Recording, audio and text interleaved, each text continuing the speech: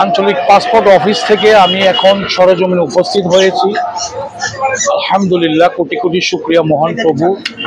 আমি এখন আঞ্চলিক পাসপোর্ট অফিসে আসার উদ্দেশ্য হলো, আমার মেয়ের জামাতা আমেরিকা অবস্থান করছেন।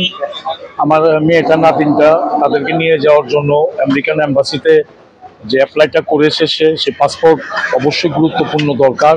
সেই পাসপোর্টের জন্য আজকে আমি নারায়ণগঞ্জ, যে বিশাল এলাকা, সাইনবোর্ডের ডান পাশে অবস্থিত, এই ডান পাশেই আপনার আঞ্চলিক পাসপোর্ট অফিস। সেখানে আমি আমার মেয়েকে নিয়ে চলে এসেছি পাসপোর্ট করার জন্য। আর পাসপোর্ট তো আগে করা আছে, এখন তো নতুন করে নিয়ম করছে, পাসপোর্টের মেয়াদ উত্তীর্ণ হয়ে গেলে সেটাকে আর নতুন করে মেয়াদ তারা দেয় না, তারা নতুনভাবে আবার পাসপোর্ট তৈরি করে দেয়। তা আমি এখন চলে এসেছি এখানে, আমার মেয়ের ভিতরে মেয়েকে পাঠিয়েছি আমি, ও তো লাইনে দাঁড়ানো আছে, পাসপোর্টের জন্য অপেক্ষা করছে। ভিউয়ার্স, আপনারা দোয়া করবেন আমার মেয়ের জন্য, যেন আমার মেয়ে এবং নাতিন দুজনেই যেন আমেরিকা চলে যেতে পারে। আমার নাতিন তার বাবার কাছে যেতে পারে, আমার মেয়ে তার হাজবেন্ডের কাছে যেতে পারে। এই অনেক দিনের এই কাঙ্ক্ষিত স্বপ্ন আল্লাহ সুবহানাহু ওয়া তাআলা পরিপূর্ণভাবে বাস্তবায়নের তৌফিক দান করেছেন। বাকিটা এই পাসপোর্ট প্রসেসিং এর পরে এম্বাসিতে দাঁড় হবে, ইনশাল্লাহ তাকে ভিসা দেওয়া হবে, এবং ভিসার জন্য যত যা কিছু করার সবকিছুই আমার মেয়ের জামাই করেছে। আলহামদুলিল্লাহ, শুকরিয়া আল্লাহর কাছে।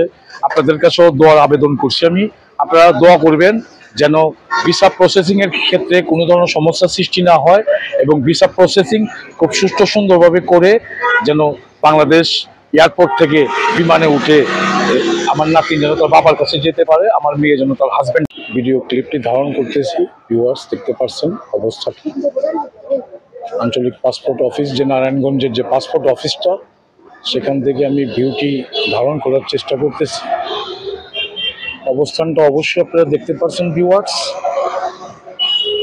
আজকে এই পাসপোর্ট অফিসে আসার উদ্দেশ্য হলো, আমার মেয়ের জামাতা আমেরিকা থাকে, ও আমার মেয়ের এবং আমার নাতিনের জন্য যে ভিসা প্রসেসিং করার যে কাজগুলো সম্পাদনের জন্য পাসপোর্ট আবার নতুন করে তৈরি করতেছে। ওর পাসপোর্টের মেয়াদও শেষ হয়ে গেছে, এখন বাধ্য হয়ে এখানে চলে আসতে হয়েছে নতুন করে আবার পাসপোর্ট করার জন্য।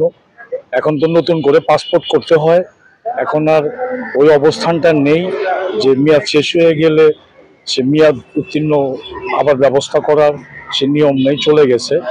এগুলোর নিয়ম থেকে বেরিয়ে এখন নতুন করে আবার পাসপোর্ট করা হয়। এই অবস্থানে আমি আমার মেয়েকে নিয়ে আসছি। আমার মেয়েকে নিয়ে আমি পাসপোর্ট অফিসে এখন ফর্মগুলো জমা দিয়েছি, কাগজপত্রগুলো জমা দিয়েছি।